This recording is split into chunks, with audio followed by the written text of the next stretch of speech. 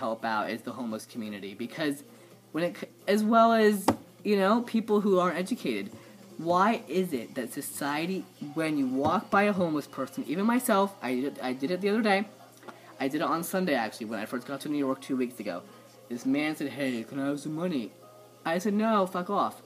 Well, why is that? Why do I have such a poor self-esteem for myself that I was rude to him? And you say, why poor self-esteem? Because if I can't love myself enough, how am I supposed to love you?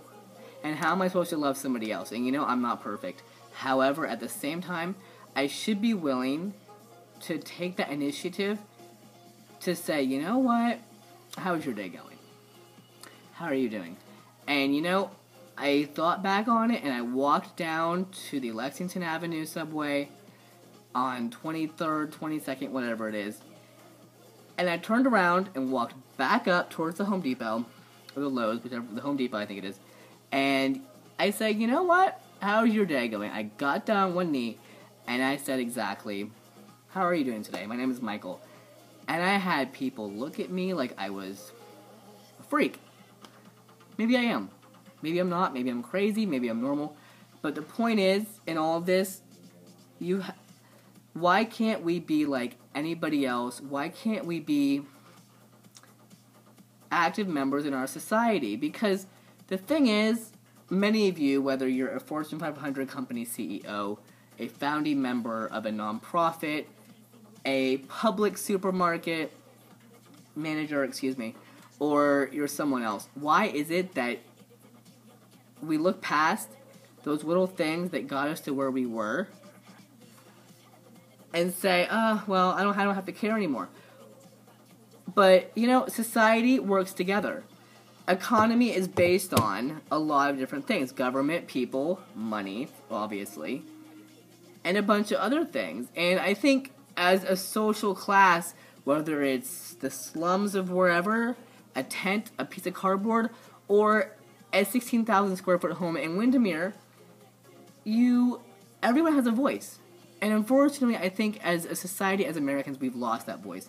And in the gay community, we are willing to go in the streets and have a parade for pride. And we are willing to throw beads, like I did myself. But when it comes down to our individual rights as human beings, and our individual ability to actually say, you know what? Why aren't we helping the people who matter most? Why aren't we helping a group of people who is going through an issue that's been an epidemic for 30 years this past Thursday? Why are we not putting priority to those people and those future people who are in that target area to become infected again? And that's something I think is extremely important that we are looking past, because, like myself, again, going back to the very beginning, there are those people whose parents, whether they're from a broken home, my parents, myself, have been together for 23 years this coming May.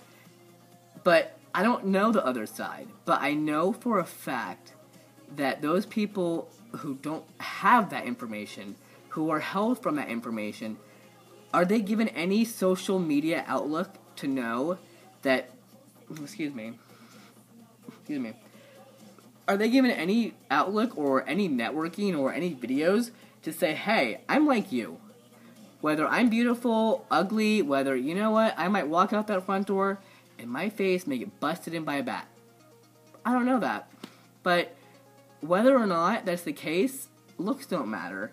Intelligence doesn't matter. It's, we're all going to say it comes from the heart. But what does come, where else does it come from? Because everyone can have the intelligence up here. Everyone can have the looks. Everyone can have the eyes, the smile, the ears, whatever you think is beautiful. But what's beautiful is the fact that you're willing to stand up and say, you know what? There are people with HIV and AIDS in Central Florida and around this world who have been limited their funding and everything else because, not because it's the government's fault, not because it's your local politician or your city mayor or whoever it is. It's because we as a society are letting it become normal. HIV and AIDS is normal because we know someone will take care of it. If Johnny's boyfriend gets HIV in 2 days. He's gonna give you a phone call. Hey, Bob, what's up? I am positive. Oh, it's okay. Da da da da da. Bob, Johnny goes home and for example, maybe he does heroin. And he goes home and unfortunately, he may have an issue where he's gonna shoot it up. And he probably will. And you know what? Are you gonna think about that? Are you gonna think about those people who fight every single day and say, I don't want to shoot up? Like myself, I have one syringe in the corner of my attic on top of my room, hidden from myself, that I know where it is, but that's just my security to know that, you know what? If life goes that bad, I can do crystal meth again. And there are those people out there they're our best friends. They're the people who cook our steak. They're the people that, for example, any bar in Orlando, any bar in Philadelphia, any bar in Las Vegas or Los Angeles, who cooks or serves you a drink, who's at the door giving you a wristband, the cute go-go boy who served you a shot tonight. Maybe he has HIV. Maybe he just found out 5 hours ago today. And, we're all smiling, we're all happy, but I think we all need to be appreciative of who's in our lives. And I think there needs to be a lot more support, first of all. And at the end of it all, you know what? We're a family. Whether or not we're black, white, Spanish, purple, blue, and I'm just going to say these because, you know what? It is what it is. Nigger, spick, gringo, beaner, chink, whatever, Jew, whatever it is, faggot, whatever the hell it is, we're all bullied for something, whether or not that's something that's critical or not, or important or not. I think that we're all equal people. We all come from either the same upbringing, whether or not that's been altered by family tradition, society, or economics, or politics. We're all the same people. We all dress in the same style of clothing. We all walk out the door, everyone with a shirt and pants and sunglasses. However, you know what? Why are we not able to stand up for ourselves for something that truly matters? I believe if you and me and anyone else out there can stand up and say, you know what? We want our community as a whole to come together, start whole community outreaches with children, teens, and young adults up until college age.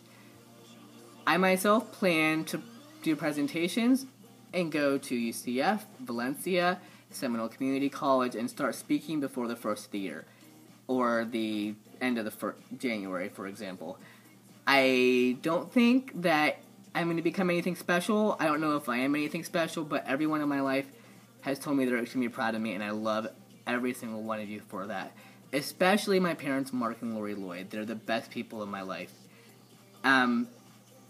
But I just wanted to do a quick video. Unfortunately, I see that it's gone to 22 minutes and 33 seconds as we speak. So I'm going to cut this off at the moment. But if you've listened to this whole entire thing, I love you very much. And I thank you for supporting me in whatever I'm doing. I'm not sure if I made my point come across or if I just sounded like one big jumble of mess. So, anyway, I have my contact info on the bottom, and I'm actually going to be blogging about this and some other things. My website is http://www.givinghopeendayatatime.blogspot.com. And my Facebook is www.facebook.com/Michael, MICHAEL, Lloyd, LLOYD. And that's it. So, I hope all of you have a great evening, and as many of you are also probably out frantically shopping tonight, safe driving on the roads, and I hope all of you have an amazing Christmas, and I will be uploading my first interview tomorrow afternoon with Kurt James Wagner. So I hope all of you have a great evening. Take care.